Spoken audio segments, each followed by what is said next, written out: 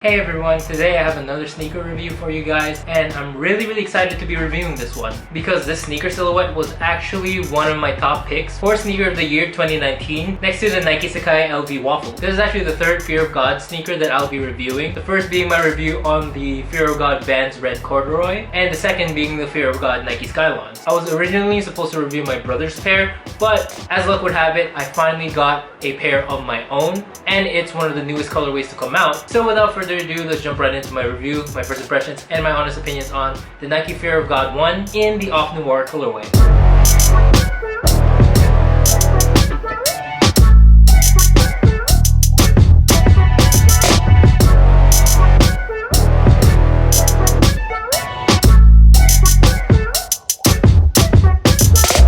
So I've already touched on Jerry Lorenzo and Fear of God as a brand in my previous videos, and if you're into fashion, streetwear, and sneakers, you're probably already familiar with those two names. But like I said before, this sneaker is very special because we rarely get to see a collaborator with Nike build a brand new silhouette from the ground up. The Fear of God 1 is Lorenzo's idea of the perfect shoe that blends both luxury and performance. He wanted a shoe that anyone could wear for a pickup game in the afternoon and then strut down in on the red carpet at night. Personally, this idea and concept is my favorite thing about the shoe. I love shoes that have both style and function. A multitude of colorways have dropped since its original release, but this Off Noir or triple black colorway was the latest colorway to drop back in April of this year. The sneaker features the Off Noir colorway all across it in different materials, which of course is a nod to Jerry Lorenzo's love of layers. You've got a combination of buttery leather and soft mesh all across the upper, with a really cool hint of 3M right at the tip of the toe box. You've got a nylon strip that cuts down the middle of the shoe, starting at the midfoot of the shoe to hold down the laces, and at the top of the ankle collar for a makeshift pull tab. Speaking of laces, they're seen in this almost diamond-esque pattern that cross the top of the upper and go through this very innovative midfoot cage. Takes inspiration from older Nike models such as the Nike Air Huarache. It's not only there for style, but also for additional lockdown when playing basketball in the shoe. That midfoot cage attaches to the midsole of the shoe, where you can find another unique feature, the square air unit at the bottom of the heel. Instead of having the rounded air bubble that you usually see in Nike and Air Jordan shoes, he wanted to add a modern edge to a timeless classic that not only had a look, but also a function. Last are the small details that Jerry put around the shoe that draw different inspirations from different influences. First is the small Nike swoosh on the lateral side of the shoe,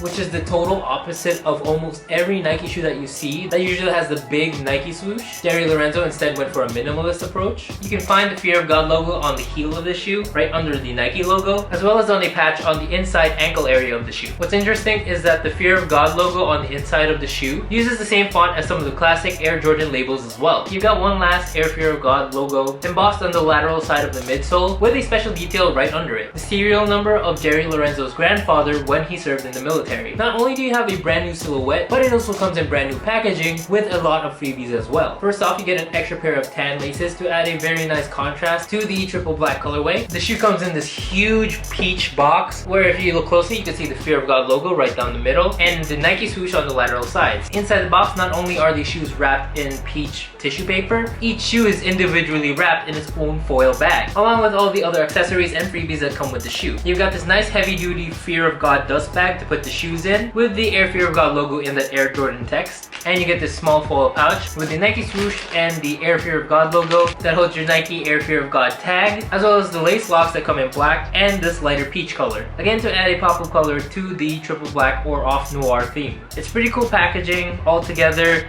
Like, it gives a very luxury, high-end feel to a Nike sneaker. It is Fear of God after all. But I don't know, from a kind of sustainability standpoint, I feel like it's a lot of plastic for all of this stuff. So, I don't know, it has its pros and cons. Sizing does play a factor on how easy it is to get in and out of the shoe. One of the cons of the Fear of God 1 is just a pain in the butt to get in and out of because the top of the shoe is very narrow. But comfort-wise, it is a little bit comfier than a Jordan 1 because of all the plush materials, but it's no Ultra Boost or nowhere near Comfy Boy levels. Now for the part where I give my thoughts and opinions on the shoe, and like I mentioned in the beginning of the video, these were actually my pick for Sneaker of the Year in 2019 before the LDB waffles came out. But I was starting to second guess myself just a little bit when I finally had the shoe in hand. This may be an unpopular opinion, or it's just my own personal preference. I'm not a big fan of high-cut shoes. It's purely for personal reasons. I understand the functionality and the purpose of the Fear of God ones being a high-cut shoe, but for some reason I can't pull off the Fear of God ones because I have big ass feet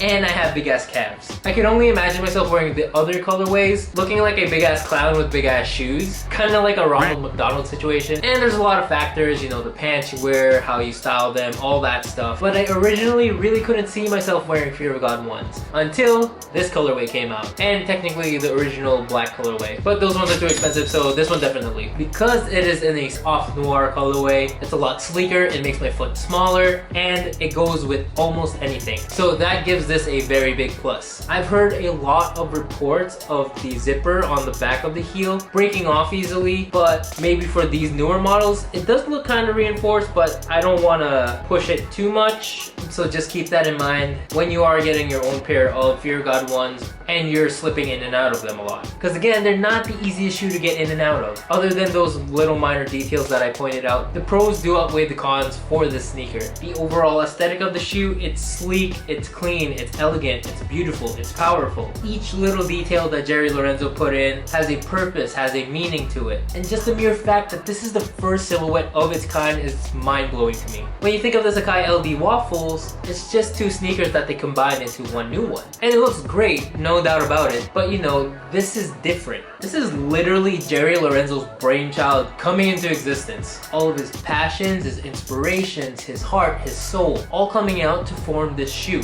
Just from that thought alone is kind of why I think that these should have had the edge over the Sacai's for Sneaker of the Year in 2019. Nonetheless, it is still a pretty amazing sneaker. I'm really happy that I finally have a pair of my own, and good job to Fear of God and Jerry Lorenzo for making this one-of-a-kind sneaker.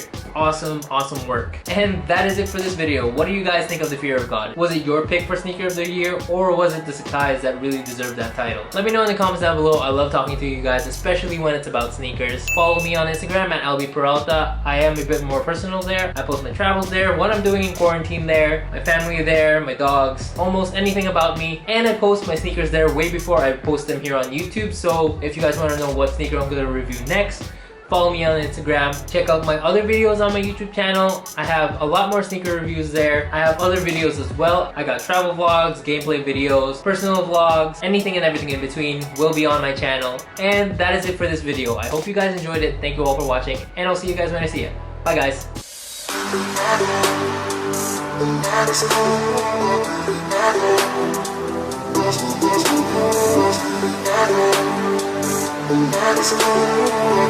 Never